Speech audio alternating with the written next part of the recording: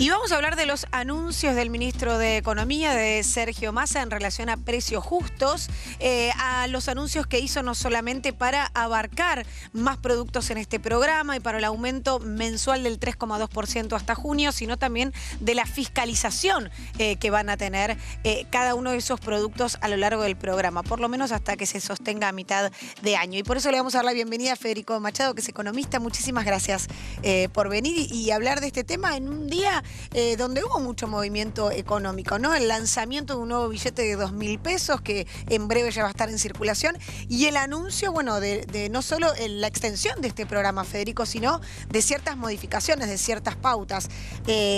¿Lo ves viable? Bueno, Paula, te agradezco la invitación, antes que nada. Sí, sobre el programa me parece que lo primero que hay que decir es que desde nuestro observatorio pensamos que un programa de auditoría de precios, o de congelamiento de precios, o de fijación de precios, o de pauta de precios, tiene que ser el broche de oro de un programa antiinflacionario, ¿no? O de un plan antiinflacionario, o de un plan de estabilización. No puede ser la base de un programa. En este caso nosotros vemos que de alguna manera se plantea como una punta de lanza, lo cual de por sí es una concepción que nos parece que no es del todo correcta, pero sin embargo también hay que decir que la primera parte de precios justos funcionó relativamente bien, ¿no? Es decir, durante los 4 meses que se sostuvo esta pauta, que era del 4%, ahora la disminuyeron un poco, bueno, la inflación bajó de niveles del 6 a niveles del 5. Sabemos que en enero debe haber habido algún repunte, pero al menos marcan un 5,5 en enero. Pero al menos de la situación en la cual asume Massa, donde veníamos de una espiral de la inflación, ¿no? Donde habíamos pasado del 4 al 5, al 6, al 7,5, bueno, evidentemente sirvió para frenar esa espiral. No es todavía tan claro que la política esté sirviendo para desinflar la economía, ¿no? Para ir al 4, al 3, como pretende el ministro. Creo que en eso la segunda parte de precios justos va a tener un desafío un poquito más grande. ¿Es una utopía pensar un 3% para abril-mayo? Yo creo que hoy, como está planteada la política económica, es muy difícil de lograr. Obviamente nada indica que sea algo imposible, pero si uno se pone a pensar, por ejemplo, la propia creación de dinero del Banco Central con los intereses de las LELIQ ya te pone un piso de inflación del 4% mensual, ¿no? Porque se crea base monetaria por un 4% al mes. Entonces, si vos estás creando dinero por un 4%, es difícil pensar que la inflación perfore ese número sostenidamente. Obviamente que puede haber un periodo en el cual vos los pisás, los contenés los precios y podés correr al 3, 1, 2 meses, pero después esa olla termina de alguna manera destapándose. Nos parece que mientras no se ponga en consistencia la política monetaria con la política de reservas, la política fiscal, y digamos, programa de precios justos sea el broche de oro de esa conjunción, hasta ahí va a ser difícil lograr una disminución sostenida de la inflación. Yendo a lo cotidiano, el gasto que tiene la gente, ¿no? En los alimentos de la canasta básica y demás, ¿sentís que va a ser un alivio este programa con un máximo de 3,2% de aumento mensual, o no se va a sentir tanto? Yo creo que el programa tiene dos cosas buenas, que hay que marcarlas. Como bien te marqué primero lo que no me gustaba, te marco lo que me parece que está bueno, que es, por un lado, el hecho de incorporar incentivos dentro del programa, es decir, que las empresas, por respetar el programa, tienen un premio. Entonces vos de esa manera ves que no van a tener la voluntad, ¿no? de trampear el programa o de generar ese abastecimiento, lo que sea. Lo segundo importante me parece es que está ¿Cuál pensado es ese premio? Así el acceso a los dólares del mercado de cambios oficial. Que te genera un problema por otro lado, desde que después podemos hablar. Pero lo que digo es que las empresas tienen un incentivo para respetar el acuerdo.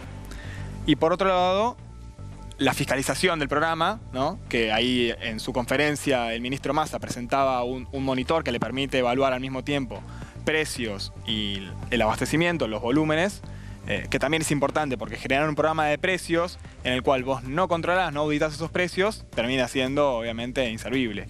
Y el control que se había establecido tuvo bastantes críticas también, ¿no? El otro control presencial. El control que se había planteado en su momento con la intervención de sindicatos y demás, tuvo bastantes críticas, y me parece que esta forma, con un control online, que además, por un lado es transparente, por otro lado te permite monitorear muchísimos más datos en tiempo real, me parece que es un avance interesante.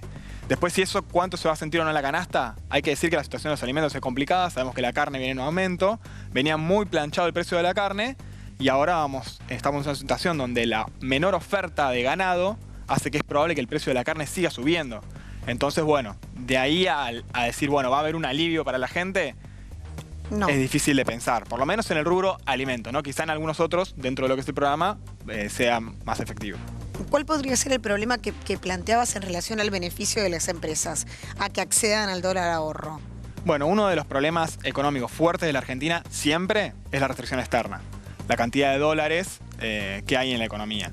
Y sabemos que venimos de una situación en la cual las reservas de pronto caen mucho, de repente lo recompusieron con el dólar soja, ya empezaron a caer de vuelta en enero.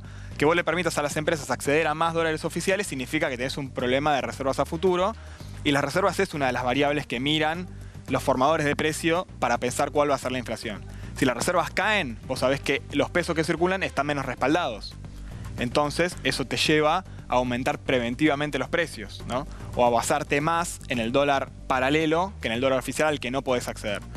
Entonces, el hecho de que vayan a faltar más reservas en el futuro podría generar este problema. Quizá obviamente el ministro puede tener pensado más medidas para lograr incrementar esas reservas, ¿no? Hay que cumplir con ciertas metas del FMI y estamos en una situación donde por la sequía va a haber menos oferta de dólares del campo.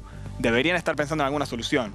Esto tiene que ver con lo que te digo, que uno debería pensar primero, bueno, ¿cómo voy a tener las reservas? ¿Cómo voy a tener la emisión monetaria? ¿Cómo voy a tener el gasto fiscal?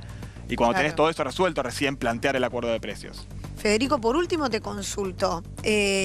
¿Será difícil en algún momento salir de todos estos programas que controlen los precios? Bueno, yo creo que de alguna manera es difícil salir en la medida en que uno se mantiene en estos niveles de inflación tan alta, porque evidentemente algo tenés que hacer. Si uno lograra, por lo menos, resolver el problema de las reservas primero, el problema del déficit fiscal, que mientras el Estado tiene déficit fiscal necesita que le presten plata. Mientras necesita que te presten plata, dependes un poco de que los bancos tengan cierta rentabilidad y tengan una buena relación con el gobierno y confianza para prestarle. Mientras eso suceda, tenés que pasarle grandes tasas de interés que te generan mayor emisión monetaria. Entonces, si vos logras resolver todo ese conflicto macroeconómico que hace décadas que no lo estamos pudiendo resolver, o por lo menos desde el 2011-12 en adelante se ha ido complicando cada vez más, bueno, evidentemente ahí vamos a seguir necesitando acuerdos de precios. Ahora bien, si vos lográs estabilizar todas esas variables, hay que decir que el futuro de la Argentina es muy promisorio. Porque tiene recursos naturales muy importantes, porque tiene capital humano muy importante, porque tiene posibilidades de ampliar su infraestructura y lograr incrementar sus exportaciones, intervenir en el mercado de la energía, intervenir en el mercado de la industria del conocimiento. Argentina tiene grandes potencialidades si efectivamente un gobierno y un ministerio de Economía lograran de alguna manera encontrar la vuelta a todo este complejo mapa de política económica que no lo han logrado hasta ahora resolver. Está difícil, ¿eh? La respuesta está bastante difícil entonces. Federico Machado, muchísimas gracias. No, Paula, gracias a vos.